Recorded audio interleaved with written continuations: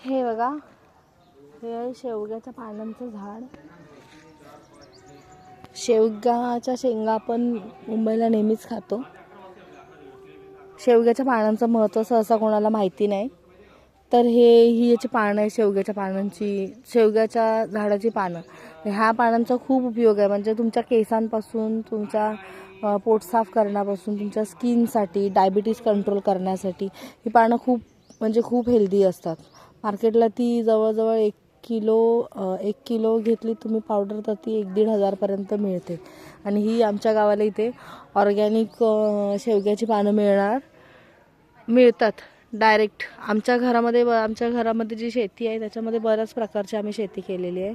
म्हणजे डायबिटीसच्या पानांपासून शेवग्याची पानं, आंबे, कलम, काजू, चिकू, नारळ वगैरे, कोका, बरेचसे प्रकारचे आम्ही झाडं लावलेली आहेत.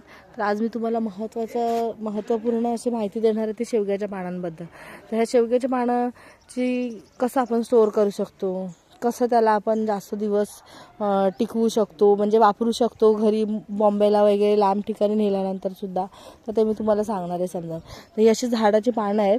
ही पानांची ती पानं असतात बारीक बारीक, ही अशी काढायची.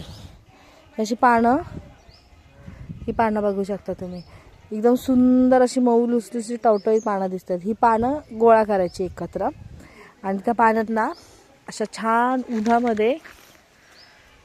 उन्हामध्ये छान त्यांना सुकवायला टाकायची. हे माझं घर आहे, माझ्या बहिणीचं सासर आहे, घर आहे इथे आम्ही बऱ्याच प्रकारची ढोमळ वगैरे असतात ते पण, फ्रूट्सची पण झाडं लावतो, फुलं पण आहेत. मी आज तुम्हाला हे सांगणार आहे शेवग्याच्या पानांची कशी बनवायची.